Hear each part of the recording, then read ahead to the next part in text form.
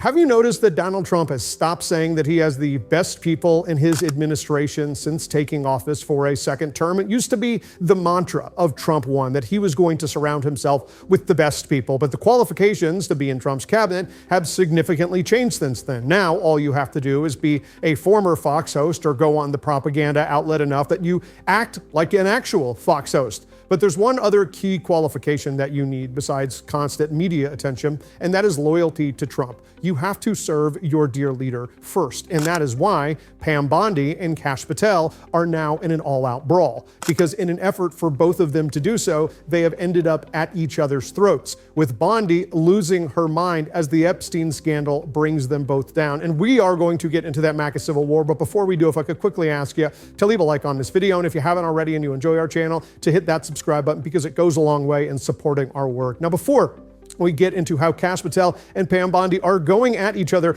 and want each other fired, I want to start with the latest action Pam Bondi has done to try to win favor with the dear leader, and that is her attack on James Comey. Former FBI director and outspoken Trump critic James Comey is expected to be indicted by the Department of Justice in the coming days. At this point, it's not even clear what Comey would be charged with. Sources tell MSNBC that one component may be an allegation of lying to Congress almost exactly 5 years ago during testimony about whether he authorized a leak. And that 5-year anniversary is actually quite important here. Comey's congressional testimony at issue was September 30th, 2020, as you see, given there remotely, which means that the 5-year statute of limitations expires next Tuesday, September 30th, 2020. If this Department of Justice, the Trump Department of Justice, wants to charge Comey with this dubious crime, well, it needs to do so before then. Both Comey's lawyer and spokesperson for the U.S. Attorney's Office declined comment to MSNBC, but this looks on its face like a wildly blatant abuse of the justice system, certainly far exceeding anything that we have ever seen since Watergate, at least. It's the culmination of an explicit, in the open effort to use the Department of Justice to persecute and prosecute Trump's political opponents and perceived enemies. Not for crimes they have actually committed, not motivated by some events or facts that come to light, investigations, not because of the facts or the law, but from a desire off-stated by the President of the United States to punish people who criticize him publicly. I mean, just look at the facts as we know them so far. This indictment is expected to come from the Eastern District of Virginia, and of course, that would be the same jurisdiction where prosecutor Eric Siebert was pushed out just last week for refusing to bring bogus charges against New York Democratic Attorney General Letitia James and for raising doubts about the investigation into Comey as well. Siebert was then replaced with one of Trump's former personal lawyers. Lindsay Halligan is a 36-year-old Florida insurance lawyer with absolutely no experience as a prosecutor, has never prosecuted a single case, but who is presumably willing to bring whatever charges the president wants, regardless of the evidence. This appears to be the reason she's being installed. Again, this isn't happening behind closed doors. It's happened right out in the open. Trump said he wanted the Siebert out, right, to the cameras. And then in a directive to Attorney General Pam Bondi that may or may not have been intended to be a private message, but was posted publicly, Trump wrote, quote, "Pam, I have reviewed over 30 statements and posts saying that essentially same old story as last time, all talk, no action, nothing is being done. What about Comey? Adam, Shifty Schiff, Letitia, they're all guilty as hell, but nothing is going to be done." Adding, quote, "We can't delay any longer. It's killing our reputation and credibility. They impeached me twice and indicted me 5 times over nothing. Justice must be served now. President DJT." Now, you don't have to like James Comey in the same way that you didn't have to watch every episode of Jimmy Kimmel's show. But what is clear is that he is a victim of the expansion of Donald Trump's authoritarian takeover. And there's a reason he's going after Comey. He knows liberals don't really want to defend him. Republicans certainly don't. Donald Trump has done a good job throughout his presidency picking good enemies. People who aren't going to rile us up, who aren't going to have the sympathies of the media. Now, that certainly wasn't the case with Jimmy Kimmel. That was a pretty bad move by Donald Trump, but there is a reason that he is going after Comey. And part of the reason Bondi is because after Donald Trump made what seemed like a text public about how she has to ramp up the attacks on political opponents, it looks like she's willing to do anything. And the reason why has been made a little bit more clear with reporting suggesting the civil war happening between her and Kash Patel over the Epstein files. Paranoid Pam Bondi raged about Keystone Cash over Epstein crisis. Attorney General Pam Bondi claimed that Kash Patel's FBI was trying to destroy her by leaking information about the battle raging with the Trump administration over the Jeffrey Epstein case. Bondi has faced months of criticism over the failure to provide new revelations in a case which White House officials mistakenly thought would blow over quickly, according to the Wall Street Journal. A series of key missteps has helped keep what is arguably Donald Trump's most hated issues squarely in the spotlight, with many of the MAGA faithful blaming Bondi for the fiasco and demanding she be fired. When Bondi complained to the White House about the criticism, Trump essentially told her to toughen up, according to the Journal. Other officials told her to stop looking at social media and lashing out at the people who were posting.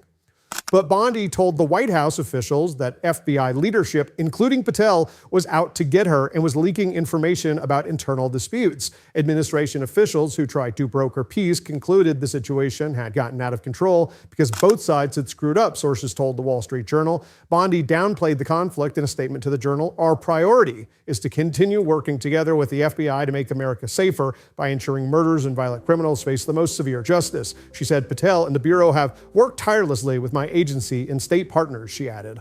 Tirelessly, you say? Pam, really? That's what Kash Patel has been doing, working tirelessly? I think he's been clubbing tirelessly. I think he's been out at Nobu and Carbone a lot in New York. Do you know that's what he was doing? He was having dinner that went into the next day. It took him like 24 or 48 hours about to get to Utah after his best friend in the world, Charlie Kirk, shooting. That's how little Kash Patel cared. That's how little anyone in this administration cared. Got to make that point pretty clear. But it is obvious that the Epstein fight is really getting to both Kash Patel and Pam Bondi, and of course it is. They have screwed over Donald Trump royally. They don't know what to do. Trump is furious. He demands their loyalty. He demands they fix it all. And really the only option they have is to throw one of them under the bus. So I'm really wondering who it's going to be at this point, because Donald Trump seems to have lots of problems with Pam over-promising and under-delivering. So I don't know how we have a world in which somehow Kash Patel gets to keep his job, but it might look like Pam Bondi could lose hers. That is the place that we are at with the Epstein scandal. That is the place we are at with this incompetent administration, because we have a crybaby president who is furious when everything doesn't always go his way. And Lawrence O'Donnell broke that down right here. Well, the breaking news of the night, reported by MSNBC's Ken Delanian, who will join our coverage this hour, is that federal prosecutors have written a memo arguing against trying to charge former FBI Director James Comey with crimes. Donald Trump has publicly demanded that James Comey be charged with lying to Congress, which is only possible in the next 6 days before the statute of limitations would run out and make it impossible to charge James Comey on that. This week, Donald Trump forced out the U.S. attorney who he personally installed in the Eastern District of Virginia after that U.S. attorney refused to try to bring charges against James Comey. Donald Trump replaced that U.S. attorney with a woman who has never tried a case of any kind in federal court and has never been a prosecutor, but did serve as one of the lowest ranking members of Donald Trump's criminal defense team. Donald Trump's attempt to illegitimately use federal power, including federal prosecutorial power, literally knows no bounds in either direction. There's no rule too small for Donald Trump to break and no rule too big for Donald Trump to break. And as you just heard today, Donald Trump had a statue of him and his pal Jeffrey Epstein removed from the National Mall, where the statue had a permit to appear this week until Sunday at 8 p.m.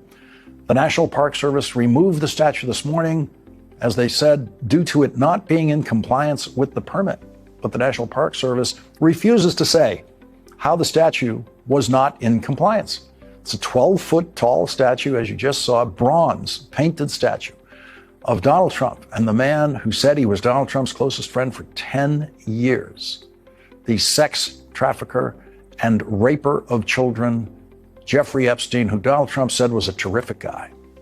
The two men are holding hands in the statue and smiling at each other. That statue made Donald Trump the first president in history to have a statue of himself placed in Washington during his presidency. The National Park Service possibly violating its own permit rules to take down the statue is the least, as we said, of Donald Trump's abuses of presidential power. Last night, in a special election, voters in Arizona gave our first guest tonight one more member of the Democratic team in the House of Representatives. House Democratic leader Hakeem Jeffries will be joined on the House floor by Democrat Adelita Grijalva, who won a special election for the House seat held by her father, Congressman Raul Grijalva, until his death in March of this year. That means one more signature for the discharge petition that can force a vote in the House of Representatives to release the Epstein files. Semaphore reports that Republican Congressman Thomas Massie is, quote, declaring victory on his move to force a vote on releasing the Jeffrey Epstein files after the election to fill a vacant Arizona House seat. And he says House Speaker Mike Johnson and some of the powers that be in D.C. are in full panic right now about it. They came back and tried to get the four of us to take our names off the petition, Massie told Semaphore after an event in his northern Kentucky district. They asked some of my colleagues who are co-signers, and they actually threatened them politically, not physically. Massie said if Johnson uses parliamentary tactics to evade a vote, that there's enough notoriety on this issue that people will know that he's sweeping this under the rug. He also said if there is language included in a bill to sideline the petition, those who vote for that bill are part of the cover-up. This is an administration fundamentally in crisis. Donald Trump wants us to believe that he is inevitable, that he can't be stopped, but he can. He's constantly losing. He's losing in court, in the court of public opinion, as his approval rating continues to collapse. And so Donald Trump can be beaten. We just have to take up that mantle and fight back. And we're certainly going to be on this show. If you want to support that, as always, you can hit that subscribe button, leave a like on this video. If you stuck around to the end, drop a blue heart in the comments. And if you want to support the show in a different way, you can become a free or paid subscriber to my Substack, link below or right here. Keep on fighting. Don't let them silence you. Until next time, I'll see you soon.